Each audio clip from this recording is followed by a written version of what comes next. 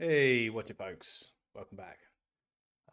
It's good to see you all. It's good to see you, and it's good to see some subscribers appearing and also getting some comments as well, which I am very much enjoying and very much grateful for. So please, if you want to contribute, if you want to join in the rantings and the discussions and the assassination of modern Hollywood, please join in the comments below and let me know what you think the hell is going on.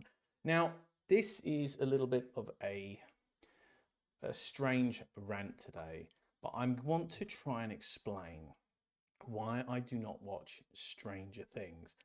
And it isn't perhaps because of what you think, which is, I hate everything. And in some ways, that is kind of true. And most things modern, I do by default hate them. But with Stranger Things, it isn't that. I'm not saying I wouldn't hate it if I did watch it. I've seen some bits, and there are things about it that irk me a bit, and I don't, I don't like the characters. I don't like some of the characters; they look a bit annoying. I don't like the monster thing, the Demigorgon, or whatever the hell it's called. I don't like it. I think it looks really generic. I think it looks like every time they try and create some kind of alien creature in a film or a series that doesn't really have much creativity. They always seem to come up with this very similar design with this like opening up head thing. It's like the Death Angels in A Quiet Place, another film that I can't stand, to be honest. That film makes no sense to me. A Quiet Place makes absolutely no sense to me because it's impossible to stay quiet all the time, especially when you're sleeping because you make noises in the night. You talk in your sleep, so you'd have to like tape your head up and sleep in a soundproof room or something. It's just physically impossible. And also, anytime they do make a noise in A Quiet Place, a creature like appears within half a second. So they must be literally right there. You must be able to see where they are. They must be just off screen, hiding behind a tree. There must be billions of them. Um, it just irritates me. Like a creature that responds to sound would take 5 seconds to work that out, and they would just be trying all these different experiments on sound and what would upset. Anyway, I don't want to rant about A Quiet Place. I can do that in another video, but I want to get back to ranting about Stranger Things. And just remember, if you come in here for let's look for the good in these things. No, piss off. It's not going to happen, all right? This is the negativity train. This is the ranting train where we're just going to moan about things, all right? We're not going to moan about them with no subtext, okay? We're not just going to say that's crap and that's the end of it. We're going to say why it's crap. Now, with Stranger Things, like I said, I'm not going in fully saying, "Oh, Strange Things crap." I wouldn't do that. I think from what I've heard, there's some good ideas in there. But the issue I have with Stranger Things is this is going to go a little bit deep here, so bear with me. Join in with me. This is about culture and the lack of culture that we have today. Like I say, there are things in Strange Things that annoy me. Look, let's just bring it up before I get into the culture side of it. Let me just show you. So a couple of things that annoy me a little bit, right? Let's have a look at some of these guys. Okay, like the characters annoy me. Like this, it doesn't look too bad there, but this, what is going on here with this face and this hair and this seems to be a modern trope that I've noticed, not just in films. This actually is you see a lot of this in like Pixar films, like animated films, where the characters do this face when something's kind of happening on screen. They do this face. They sort of go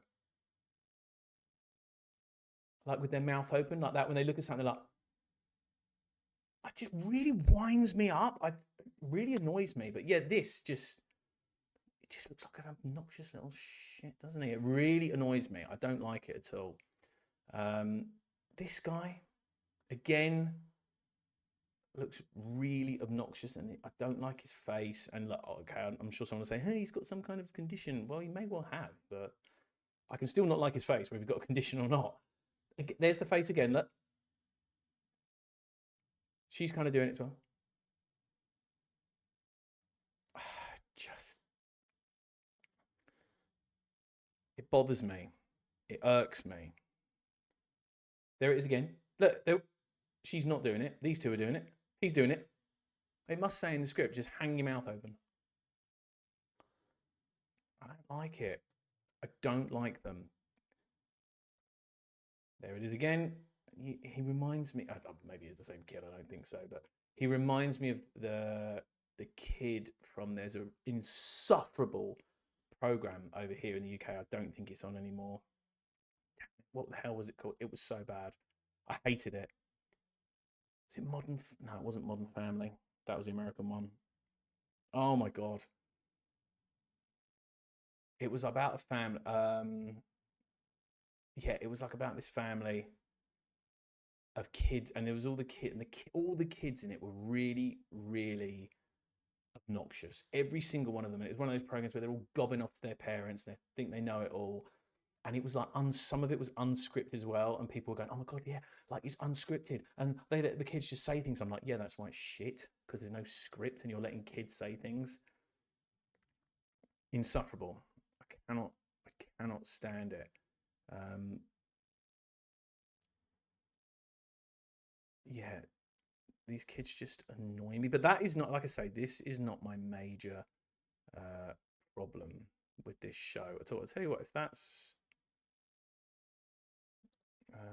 what's her name?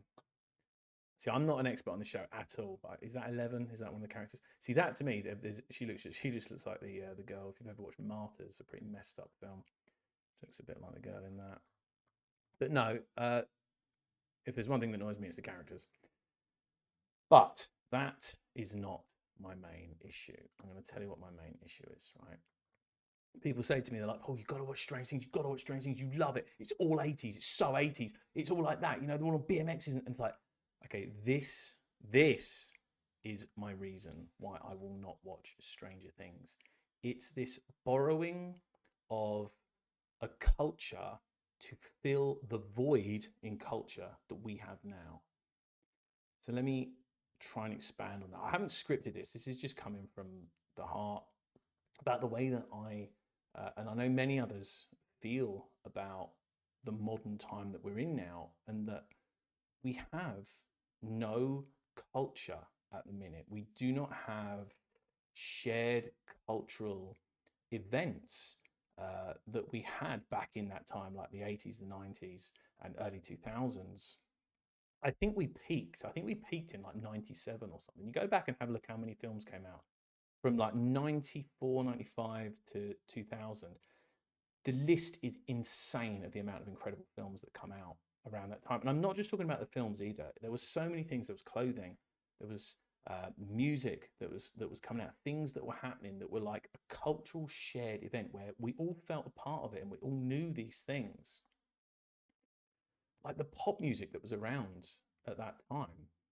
Yeah, a lot of it was, it was pretty silly and stuff, but there was so much fun and creativity and brightness in it and colors that there just isn't at the minute. There's no, tell me some fun bands that are around. Tell me some fun pop music that is just fun.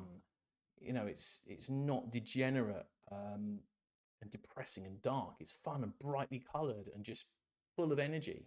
There's nothing like that around now. But yeah, we had these shared cultural events. Everybody remembers when Jurassic Park came out, and we all went to see it, and it was in the cinema forever.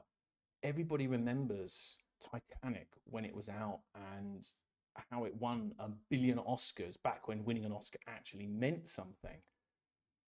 Celine Dion, the song was everywhere. People were quoting Titanic. I can remember coming out of the cinema, and I think I had, I want to say this. I'm trying to think. I think I had like one of the early Nokias, like an earlier Nokia 3310 or something. And I can remember, I think I text my parents, which is unusual for me texting my parents, and I said, "Go and see Titanic. You have to see this film." And it was like a shared cultural experience. We were all experiencing this thing. We were all feeling it. And we were all talking about it. And this just doesn't exist now. Now, back in the 80s, now I was there. I was pretty young. I was born in 79. So I was pretty young through the 80s. But I was there and I experienced a lot of the things that happened. And one of the things that really irks me in all these TV shows and films, and it's really this is the point I'm making. This 80s stuff has become such a ridiculous trope. It is just relentless. Like, oh, it's set in the 80s. Oh, it's set in the 80s. Let's bring back this other thing from the 80s. And it's like, because there's no culture around today, instead of us creating a culture of our own, they're desperately borrowing it from somewhere else. And societies and groups, we all need cultures. We all need something that binds us together. Otherwise, we're just all going in separate directions. And this seems to be what's happened. They spent so long and hard removing every form of culture that we had. Everything that we had that was ours, they were telling us was bad. Everything Western, it was bad, it was evil. And they just ruined it. They took it away from us. But because you need something to fill that void, people will grab onto anything to give them a sense of belonging, a sense of direction, a sense of being. Hence why everyone stuck masks on their faces and clapped their hands and did pots and pans and all sorts of things. It gave people something to believe in. It gave them a chance to feel important. Obviously, I didn't do any of that stuff because I'm not insane. And I do not do what the man on the telly tells me to do because I know they don't care about me. But we've removed this culture. And one of the other things that annoys me is you'll often get, I'm in the UK, I'm in England, and we have loads, like the lefties are in, they're just, they've gone crazy. They're completely out of control. They're on, everything is left, like everything is left. You dare say anything. There's the tiniest little shift is happening, but the left still have the power. And when people say, look, we're losing our culture in this country, these lefties sit back, their smug little faces, oh, and they're going, oh, well, what culture do you have then? What culture do you have? And it's like, you are so disgusting. Like, not only are they saying we don't have a culture, they're kind of spitting on us for suggesting that we do. And culture isn't always like something you can define that's physical. So there are things that I can define that's physical. So we've got, we had the music, we had the films, we had certain clothing, foods, um, architecture, poetry that was written, things like the Shakespeare. We have physical things that we could say, no, this is English culture. Look at these things that we built. These are incredible. But then you've also got parts of culture which aren't written down, and you don't realize a part of your culture until you go to somewhere else and they don't do it. And you're like, well, that's weird. Hang on a minute. I never even thought about that as being part of my culture. For example, England. We are famous for queuing. Okay, we queue up for anything. We see someone standing there, we'll stand behind them. It's what we do. We queue, we're polite, and we're quiet. You go to another country, there's no such thing as a queue. They just push in. But to them, that's part of their culture. We're going to jostle to get to the front. That's the way we do it. So when you bring that over here, we're like, whoa, that's what's going on here. This is weird. But you never realize that standing politely in a queue is part of your culture. Being quiet on trains or any form of public transport, it is like a rule in England. You don't speak on the trains. You don't speak in a lift. You don't speak when you're on a bus.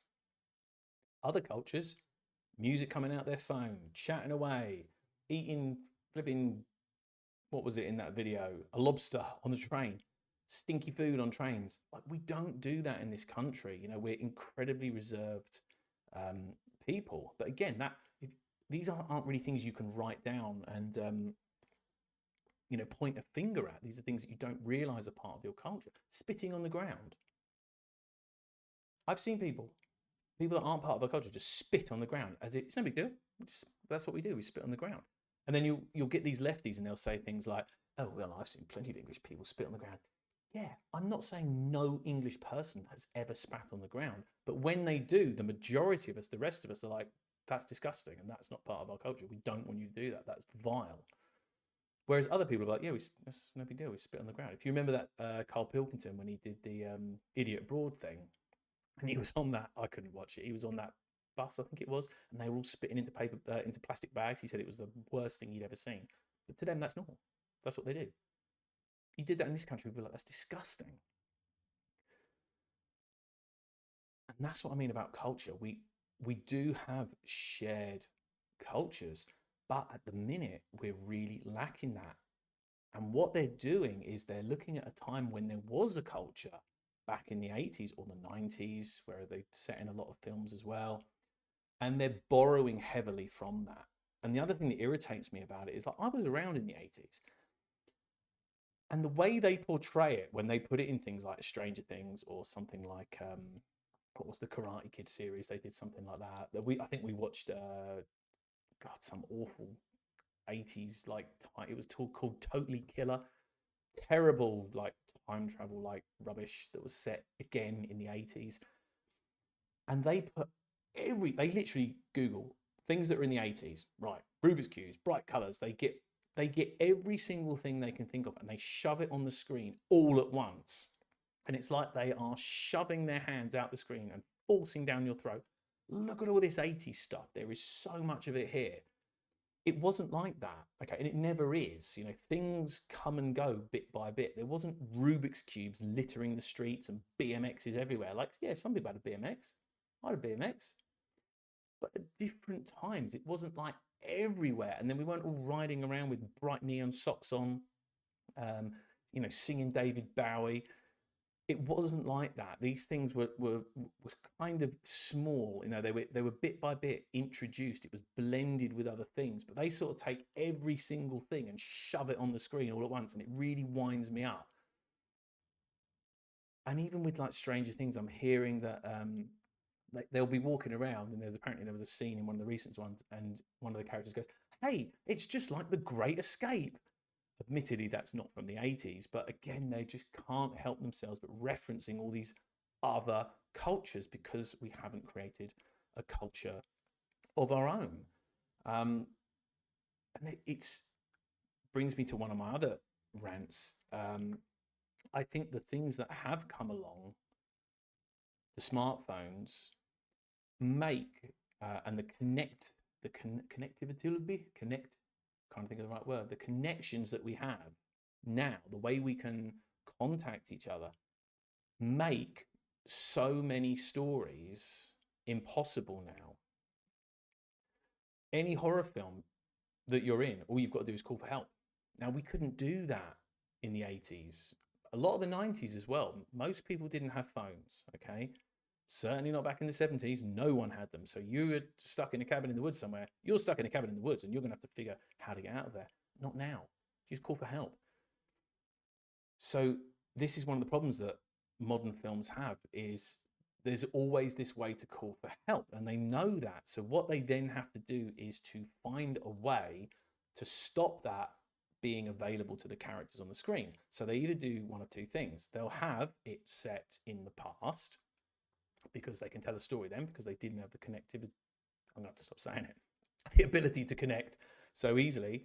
Or the one that really irks me is they have to point out a reason why their phones don't work. So they'll be heading into it and they'll go, the guide of the whatever's they're doing, if they're going off exploring in the mountains, they'll go, "Oh, hey guys, just to let you know, your phones won't work beyond this point." So it's like, oh, there it is. There's the disclaimer.